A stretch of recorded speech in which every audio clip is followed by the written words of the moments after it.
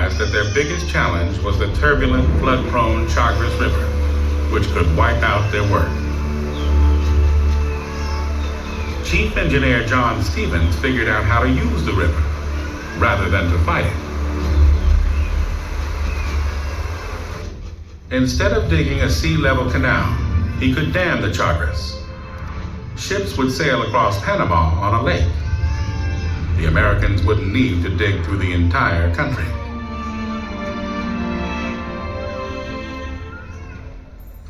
Stevens would build stair steps of water on either side to raise ships to the lake. Locks had been built before, but never on such a colossal scale. They would still have to cut through the western mountains, but not as deeply as the French.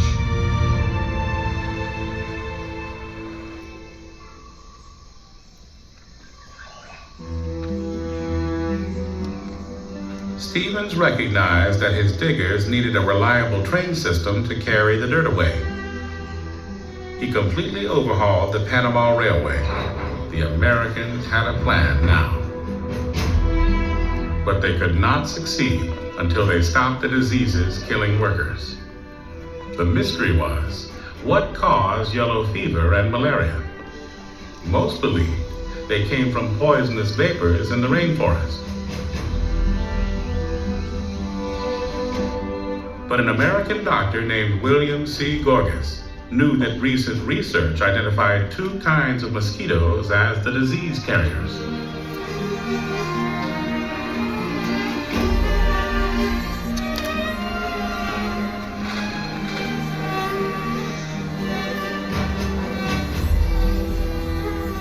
Proving that mosquitoes in Panama caused yellow fever, malaria, and other diseases changed medicine. Dr. Gorgas's public health campaign saved thousands of lives and served as models around the world. The Americans mounted a huge eradication program. Within 2 years, the canal area was cleared of yellow fever. With healthier workers, the odds of success rose.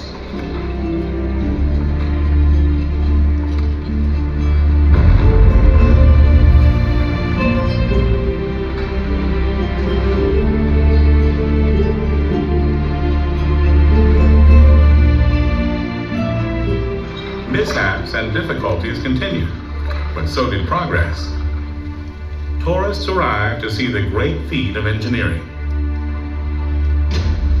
It took 10 years, but with a design that turned water from enemy to ally, the canal was completed. In August of 1914, the SS Ancon made the first official passage through the canal. But the achievement went little noticed. World War I began the same day.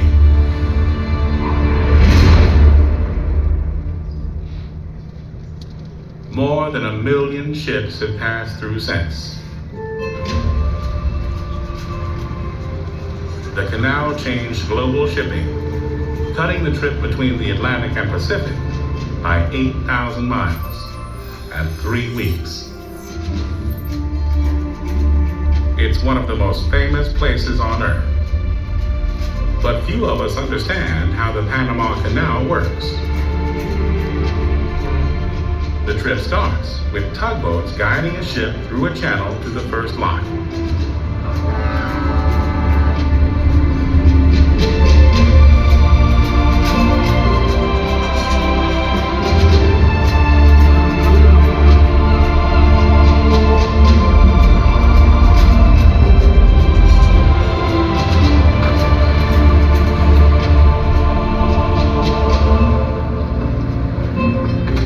Because the locks are a tight fit, steering cables are connected to the vessel. Ahead, lock gates 8 stories high, the largest ever made at the time of construction.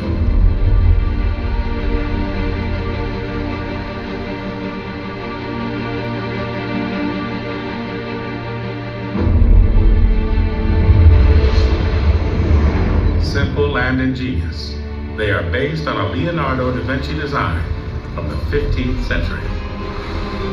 with double doors sealed shut by water pressure. Today, a computerized hydraulic system controls them, but for nearly 100 years, the gates were opened and closed by hand for every passing ship.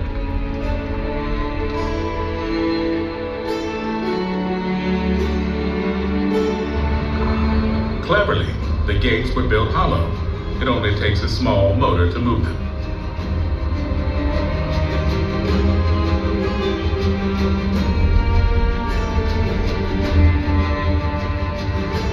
Ships sail through under their own power, but steering is another matter.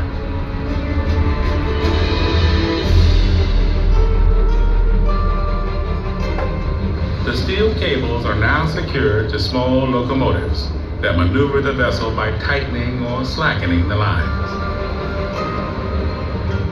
It's a nerve-wracking job. Sometimes there is less than 1 foot between the hull and the concrete wall.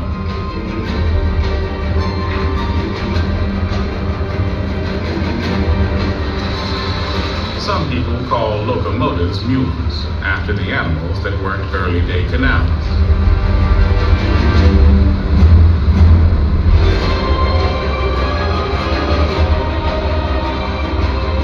These mules can each pull 35 tons. It takes 8 to steer the largest vessels.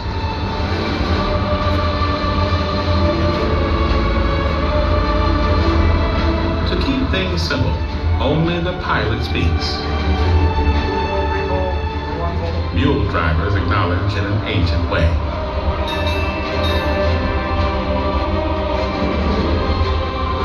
When a ship is in the chamber and the gates are closed,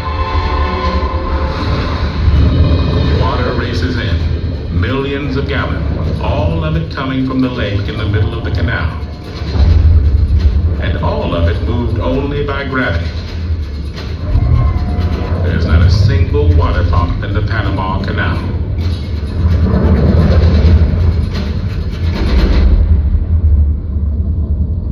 Water, soft and fluid enough to run through our fingers, is so strong it can lift a 70,000-ton ship 3 stories high in 10 minutes.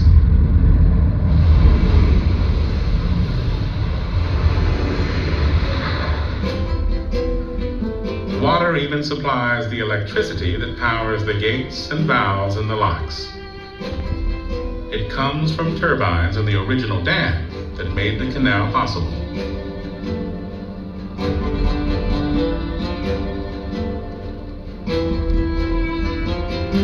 When water in the lock chamber reaches the level of water on the other side, the gate opens. The ship moves to the next chamber. In stair-step fashion, 3 sets of locks at either end of the canal raise and lower ships in 2 lanes. About 40 a day pass through, then sail across what came to be called Gatun Lake.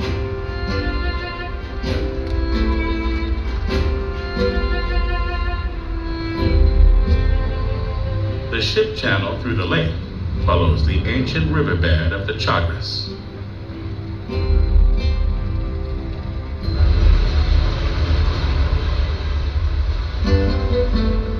On the other side, the process works in reverse, dropping ships back down through 3 locks.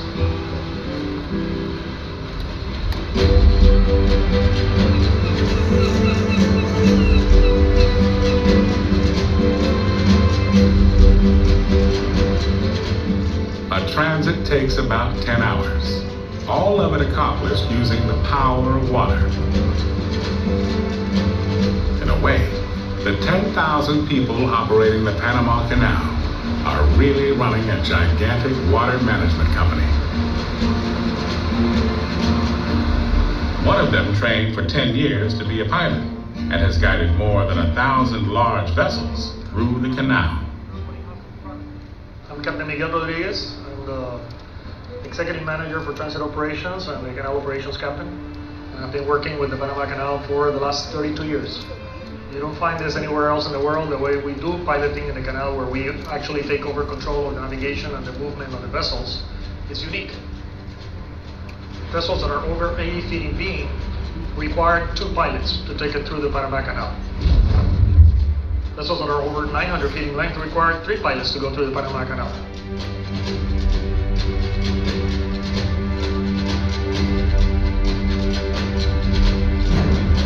And one control pilot takes it the first half, and then the second control pilot takes over at the halfway point and takes it the rest of the way out to sea.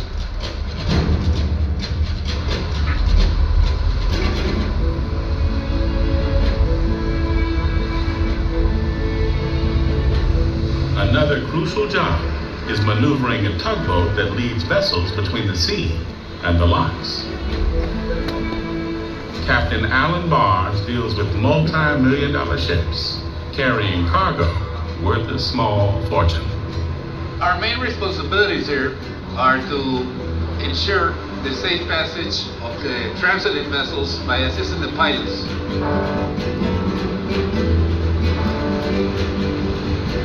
The job is always changing, and you gotta adjust to every changing situation that happens. We are always there to assist the pilots so that no damage happens either to the structures of the Panama Canal or to the ships that are passing through.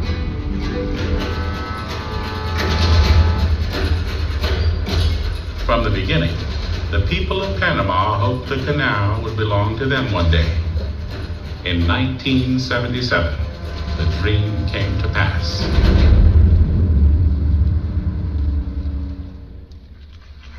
U.S. President Jimmy Carter and Panama's leader Omar Torrijos signed a treaty giving Panama complete control of the canal.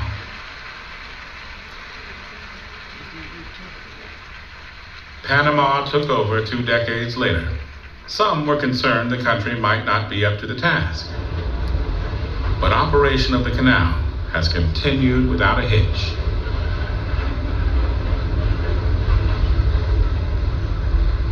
It's a very unpopular thing among the American voters to do that, but it was the right thing to do. And I think it's worked out beautifully, because I understand that now, compared to when the Americans had control of the canal, income from the canal has increased 5 times as great as it was. It's operated absolutely beautifully. So I think in every way, it's been good for the United States, it's been good for the Panamanian people, it's been good for everyone who uses the canal. Today, at the port of Cologne on the Atlantic side, people from around the world arrive to glimpse the legendary canal with their own eyes. Cruise ships sail through it almost daily. But the real business of the canal is commercial shipping.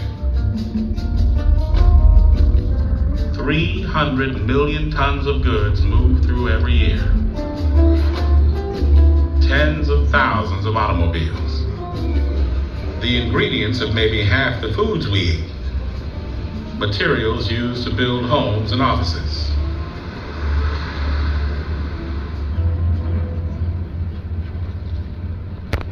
There are other man-made wonders, but most benefit the people of only one region. The entire world sends and receives vital goods through the Panama Canal.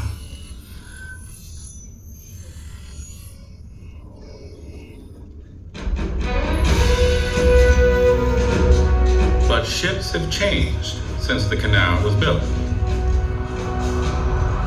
It accommodates vessels 100 feet across and 1,000 feet long that carry up to 5,000 containers.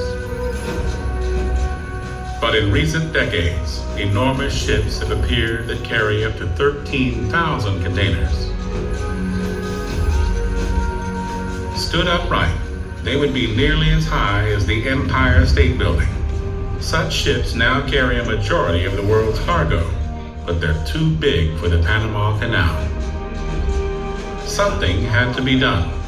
Leaders of Panama's Canal Authority searched for a way to keep the canal competitive. Led by the CEO at the time, Alberto Alamanzubieta, who became the architect and driving force of change. The expansion project has been called the most important transportation project in the Americas. I believe it's one of the most important projects in the world. And the reason is that because we're going to modify one more time the way goods are moved between the two biggest oceans, the Pacific and Atlantic. After several years and 150 studies, they decided on an immense expansion of the canal. The entry areas would be dredged deep enough for larger ships. 3 huge new locks would be built at each end of the canal. The plan would raise the level of Gatun Lake while deepening channels through the lake and the western mountains. The expansion would ensure Panama's future, and it would change global shipping. In 2007, the fun began. Tens of millions of cubic yards of soil and rock would have to be removed.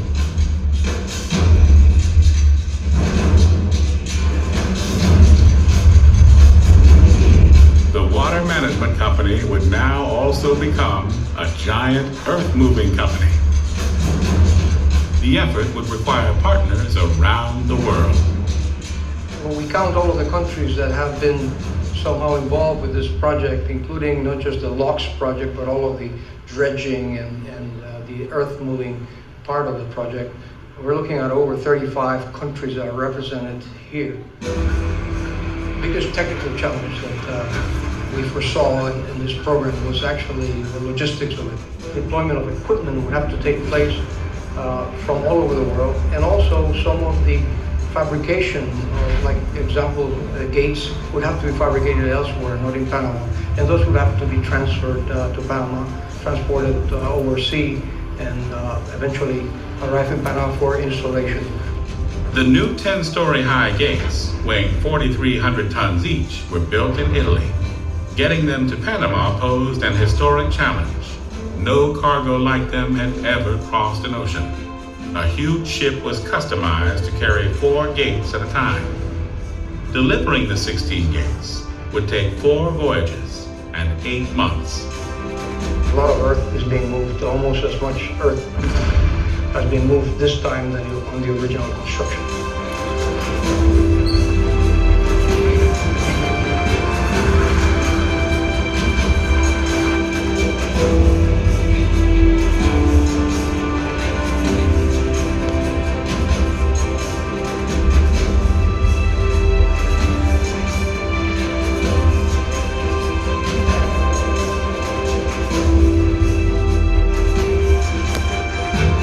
Technology and the latest construction techniques.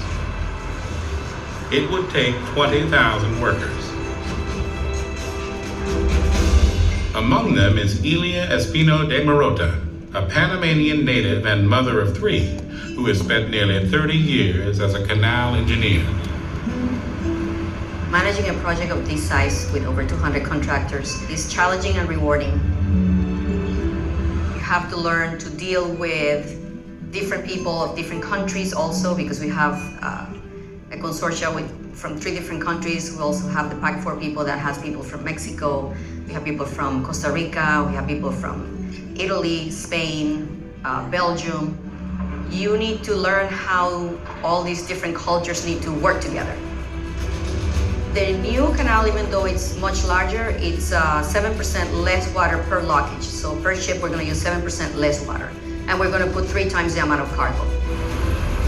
Others help dredge channels deep enough for holes that reach 5 stories down.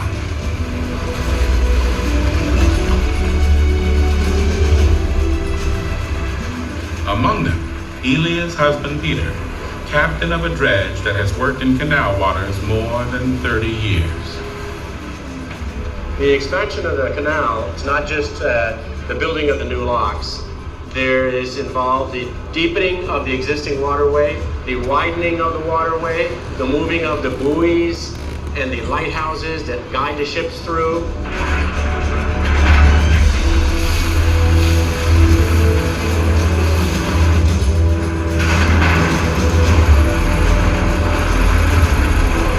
In the new locks, Gates slide in and out on tracks. Double gates mean one can be repaired without stopping traffic. The main culverts filling or draining water are so large, 2 trains could pass within them. The locks are a leap forward in engineering and in green technology. 2/3 of the water is stored in basins, then recycled. The ships using the new locks are too big to be steered by locomotive mules and cables, so tugboats will guide them through.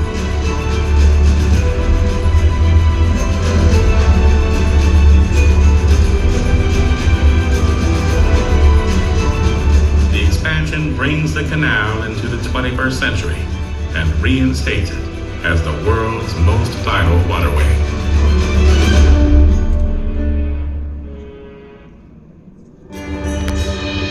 Other wonders besides the canal.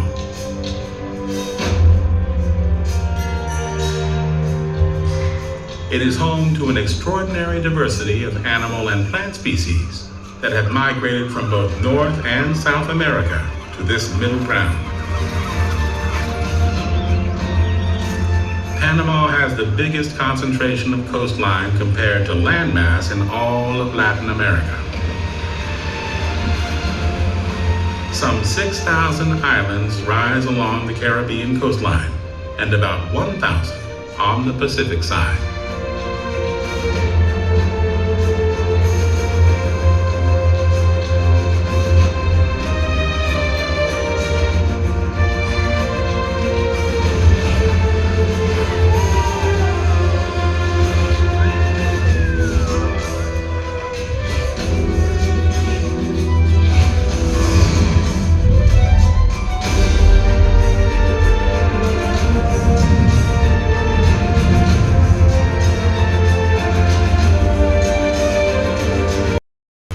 As they were in the days of the Spanish explorers.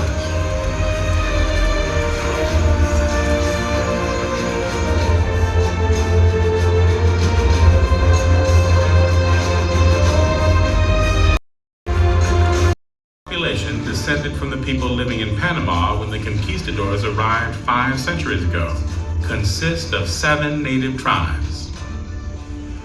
Some live in comarcas, semi-autonomous reservations, where the Panamanian government has little say over their daily lives. They control large tracts of land, which cannot be developed without their consent.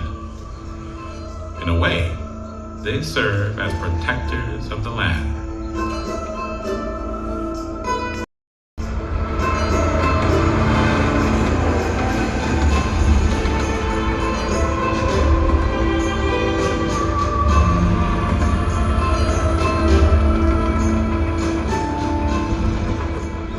Once just a remote isthmus, Panama serves as a crossroads of the entire world, which has also made it a unique melting pot of humanity.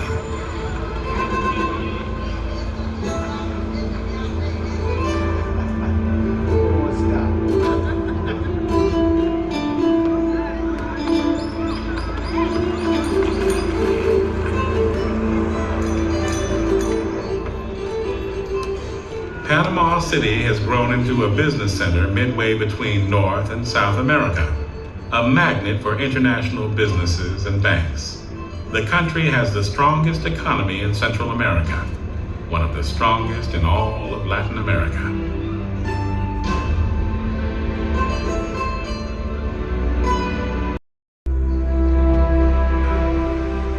A long time has passed since the Spaniard Vasco Núñez de Balboa discovered that Panama was a link between the Atlantic and Pacific.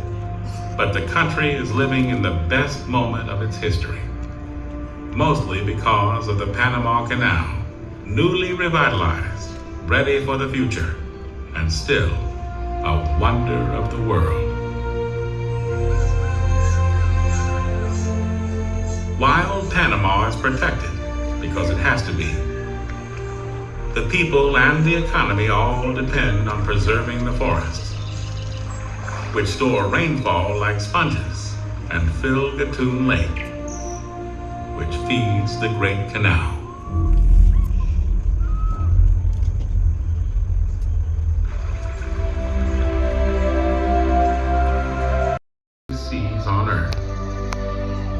prosper as a rising power in the world, and to remain still a timeless paradise.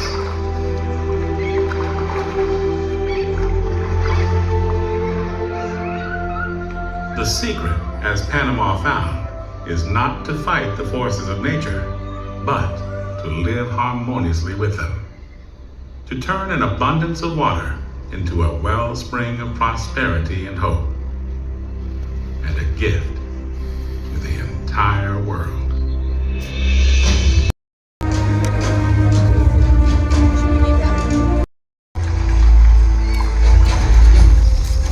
The first surveyors concluded there was no way to build such a canal, and nearly 500 years ago, there wasn't.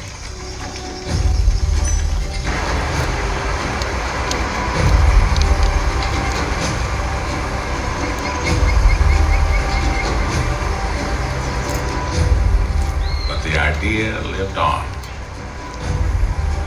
What once seemed impossible is today a wonder of the world, a human triumph, and one of the great stories of all time.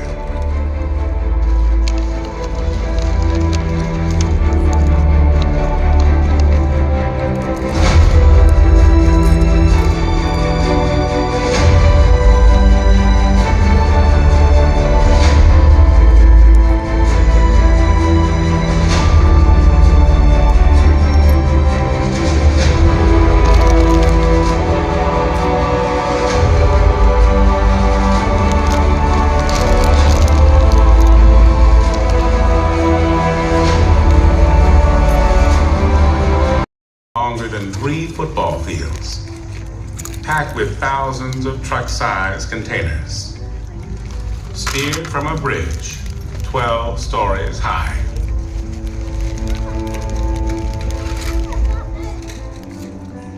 Like dozens of other ships, it's about to enter the Panama Canal.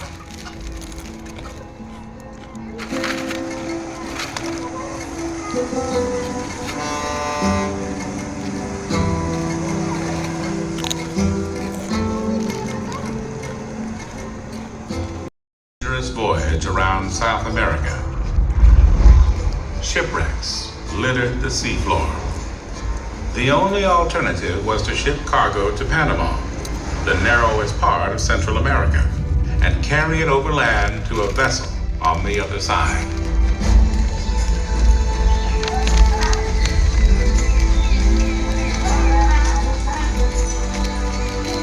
The trek was grueling and slow, whether hauling the gold of the conquistadors or mail for California 300 years later. But it made Panama a crossroads of the world.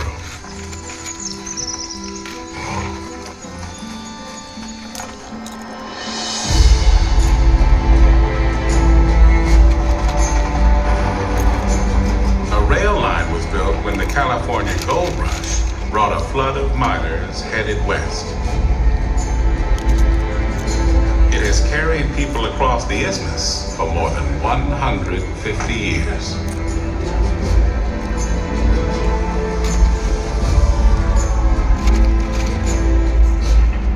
But most of the world's commerce travels in ships, not trains.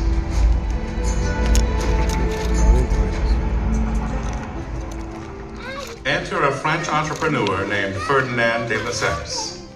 He had created Egypt's Suez Canal. He vowed to do the same thing in Panama. De Lesseps' idea was a mammoth cut, 30 feet below sea level, all the way through the land.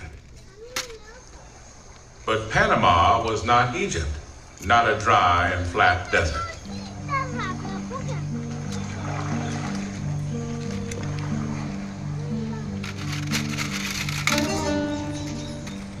Panama was crossed by a major river, the Chagres, and 8 months of rain a year drenched the land.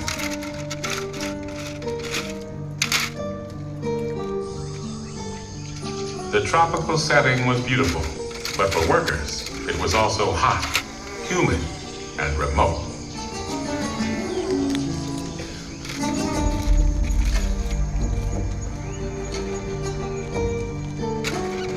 Men with axes, picks, and crude steam shovels would have to dig a trench nearly a mile wide and 350 feet deep through a mountain range of solid rock. They would have to move more earth than humans had ever moved before. Worse, they would have to survive one of the world's greatest killers without even knowing it was a killer.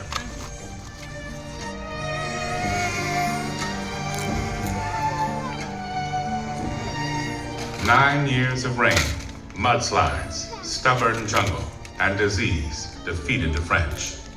As many as 20,000 died. The waters of Panama washed away their dream. President Theodore Roosevelt saw a chance to control two oceans if the U.S. built the canal. Panama was a protectorate of Colombia. When a deal with the Colombians failed, Roosevelt sent a U.S. gunship to support Panamanian patriots. The revolution took one day, November 3rd, 1903. Panama was now a sovereign country.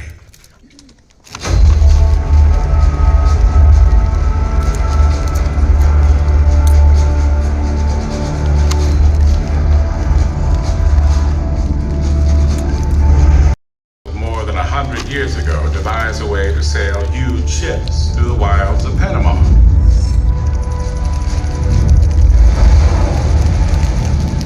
Going back in time, we can see the landscape that faced the arriving Americans.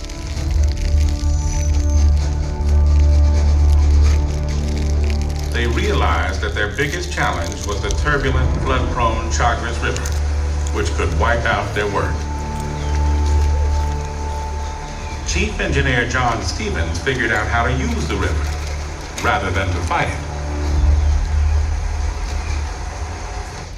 Instead of digging a sea-level canal, he could dam the Chagres. Ships would sail across Panama on a lake. The Americans wouldn't need to dig through the entire country.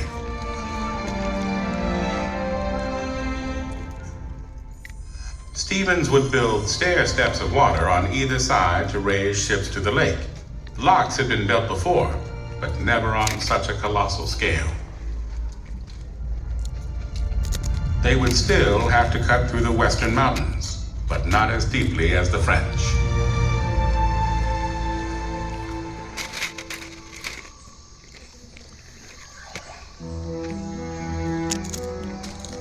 Stevens recognized that his diggers needed a reliable train system to carry the dirt away. Street pilots to go through the Panama Canal.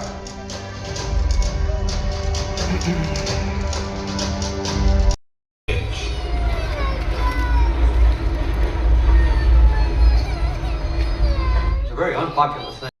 And it would change global shipping. Tens of millions of cubic yards of Have to be transferred to Panama, transported overseas, and eventually weighing 4,300 tons each were built in Italy. Getting them to Panama posed an historic challenge. No